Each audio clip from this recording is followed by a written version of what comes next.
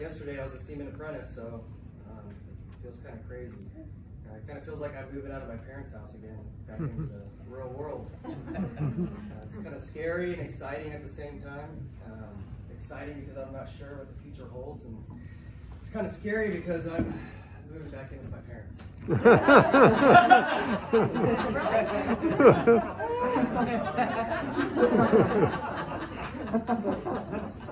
You haven't liked it yet. I remember before I decided to join the military, my dad actually using a bit of reverse psychology on me. He kind of mentioned it a little bit. I remember it like yesterday. I was in the kitchen, came in, I was like, Dad, I think I'm gonna enlist in the military. And he egged me on a little bit. He was kind of like, sorry, I gotta say it, but these were his words. You don't got the balls. Something like that. Well, it worked. I was like, I'll show you. So here I am 20 years later. But they were glad that I did, and they were very proud and impressed with me. I remember my parents being very impressed when I got back from boot camp. Just waking up at 3 a.m. in the morning and still going through my boot camp routine, shining my boots, and they're like, wow, they got you trained. And then after a few weeks went by, I was back to normal, and my dad was like, I'm not impressed anymore. You need to go. Then I was off to my first unit, the Coast Guard Cutter Healy. Like Commander mentioned, I was flown out on a helicopter, which is pretty cool. Not too many people can say that they were flown out on a helicopter. Then my adventures began in the Coast Guard, and I want to say for the most part, the Coast Guard's been really good to me. I remember my parents always making comments about how well the Coast Guard treats its members. So I thank the Coast Guard for that. And speaking of how the Coast Guard treats its members, I want to thank Commander Castaneda, my chain of command sector, my shipmates, the EM department, just for being flexible with me and allowing me to do this transition into the civilian world. It can be very difficult. If soon maybe some of you will begin to do that. There's a lot to do, and I remember thinking, man, I don't know how anybody does this if they're at like a high operational tempo unit. You know, if you're in an XO or on a ship or like that, I'm like, man, there's just so much stuff to do. And you guys made it really easy on me to transition, so I appreciate that. So just another testimony to how you guys treat your members in the Coast Guard. So I also like to thank my mother and father. You guys are always there. You guys always come to see me in Boston or Monterey or wherever I was at. Appreciate that. You guys always kept your doors open to man and the kids if they needed you. And they could always come stay with you if I was gone. So for that, I get to present my mother with some flowers. Here you go. Sorry, Dad.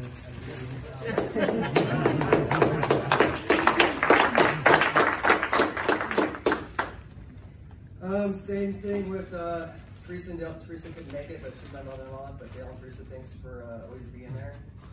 You even came out to Boston, Monterey to come visit us. You even kept your doors open too, to man and the kids anytime I was gone. I know sometimes you weren't even expecting them to come. They just show up with the kids and the dog and knock at the door and be like, hey, we're staying here. You guys gone.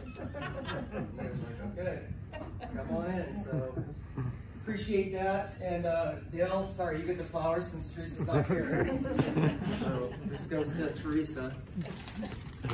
Thank you. Yeah.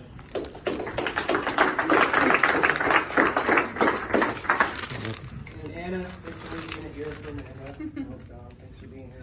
Brandon, Charlie, Case, appreciate it. And then most of all, I think my wife Amanda, Austin, and Adrian, thanks for enduring all the changes. Believe it or not, you're retiring as much from the Coast Guard as I am today. So thanks for all the times I was gone enduring that. So really thanks to my entire family. Really, you can't do 20 years without you. It makes it really tough. So. For that, Amanda, you get flowers too. These ones are the best ones.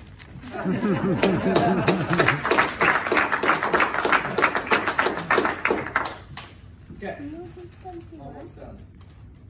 Most of all, I thank God. There's times, honestly, where I didn't think I was going to make 20 years in the Coast Guard. There's times where I wasn't sure if I was coming back that night, you know, due to whatever circumstance. And it brings me to my life verse.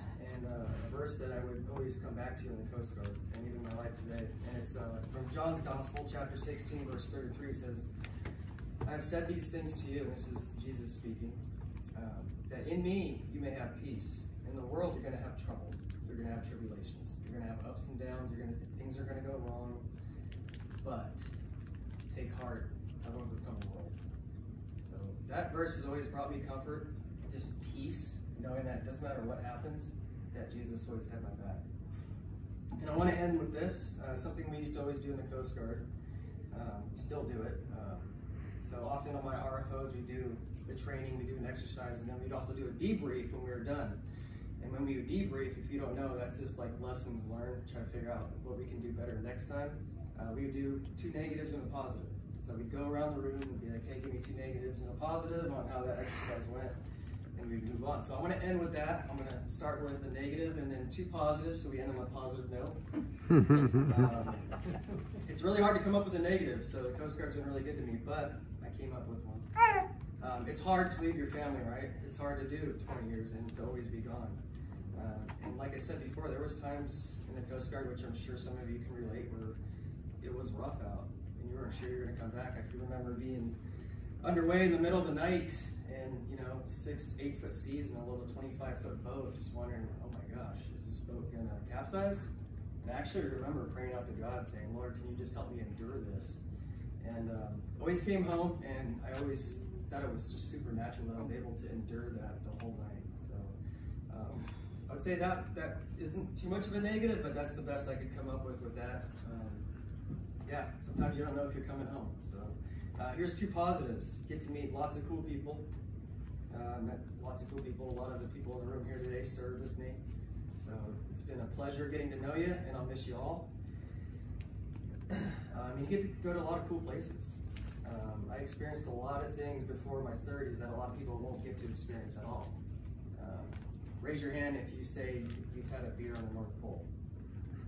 No one rose their hands. So, you guys got to beat there. So that was pretty cool. And then my last positive is this. Coast Guard's really taught me, I think, to my career, if I could take something away, is that there's really nothing out of your reach. The only person stopping you is really yourself. And the reason I say that is because I remember as a non-rate on the icebreaker, showing up for the first time, and just being really overwhelmed. And I don't know if you guys can relate, but you get to a cutter as a non-rate for the first time, they give you all this stuff to learn, right? Like, you got to learn all this stuff, and it's just very overwhelming. And I remember just being impressed with the caliber of people that I was working with. I was just like, how do they know so much? Why are they so much smarter than me? I'm the dumbest. I was like, I'm never going to learn this. Like, everything just seemed like amazing. And then I got my first qualification, and I was pretty amazed that I got it. I think it was like stand and lookout or something like that. So, yeah, very minimal, but to me, I was like, well, I got a qualification. I remember looking at my 3rd classes and going, man, maybe I can be a petty officer someday. I don't know, these guys are pretty awesome. And then chief, I saw the chiefs. That was like a dream. Never be a chief. That's just out of my reach, right? But then suddenly, as time goes on, you're like, wait, I can do that. And then you make the decision and you go for it, right? Through training and experience and time. It was like that a lot with my qualifications as well. Coxswain, deck watch officer, boarding officer. I remember seeing the first time in Monterey, the coxswains operate the boats and going, I can never do that. I can never operate a boat like that in those kinds of seas in this kind of condition. I remember seeing boarding officers go out and do boardings for the first time and thinking, I can't be a boarding, like I'll never be a boarding officer.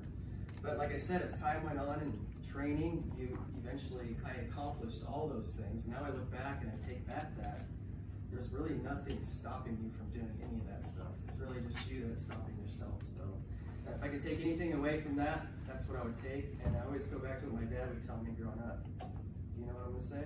Kent never did nothing. He's exactly right. I didn't quote that at all. I always say that. Kent never did nothing. So, anyways, that's all I got. Thanks for coming again. I'll give the floor back to Ms. Sandquist. Thank you.